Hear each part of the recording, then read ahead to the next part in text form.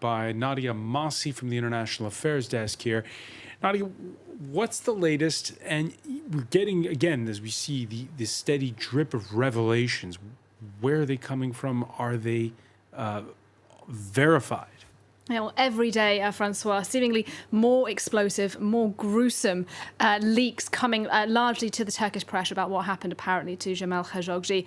The latest information, today's leaks, this coming actually to the international news agency Reuters, not unusually to Turkish sources, saying that the police are currently searching a large forest to the north of Istanbul where they tracked a Saudi diplomatic van heading the night that Khashoggi was apparently killed. Now, earlier to that, the leaks that we've been hearing have all largely been coming to us through the Turkish media. Perhaps the most gruesome recording is a recording apparently of the final moments of his life, where we're told that he was tortured within minutes of arriving in the consulate. He had his fingers cut off. He was drugged, then he was beheaded and killed. We also find out, according to these Turkish sources, that a forensic expert cut up his body while listening to music to distract himself. Now, that explosive, extraordinary bit of information hasn't been made public yet by Turkish authorities. Donald Trump explicitly, as we heard in that report, has asked Turkey to make that information public, or at least to the White House, so that they can review it for themselves. Instead, though, it's been splashed across front pages in Turkey by the Turkish state newspapers there.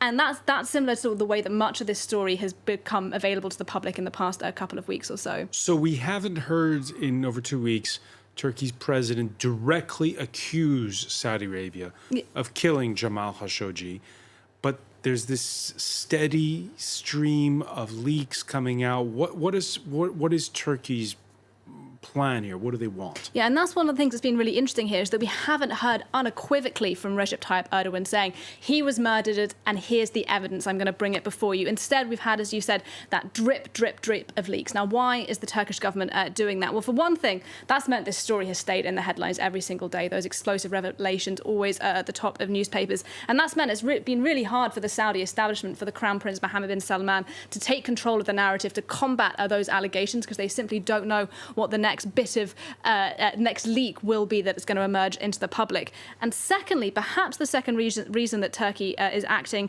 in this way is whatever their complex regional rivalry with Saudi Arabia, Turkey cannot outright break off ties with Saudi Arabia. It is very important business-wise with Saudi Arabia. Much of its real estate sector is tied up with Saudi Arabia as well. And there are many people who argue that therefore it's simply not in Turkey's national interest to throw Saudi Arabia under the bus here. And what we appear to be seeing is this quite measured response from Erdogan.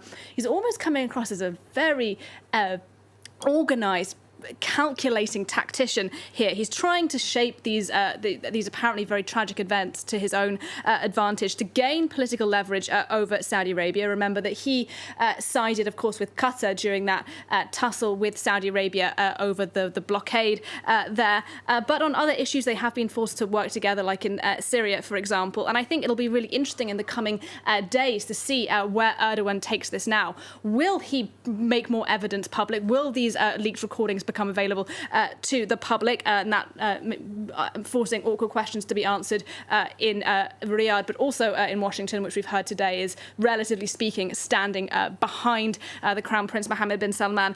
Or will Erdogan continue to keep some of this information close to his chest so that he can use these Saudi miscalculations as bargaining chips in this complicated regional rivalry that's playing out with Saudi Arabia in the region?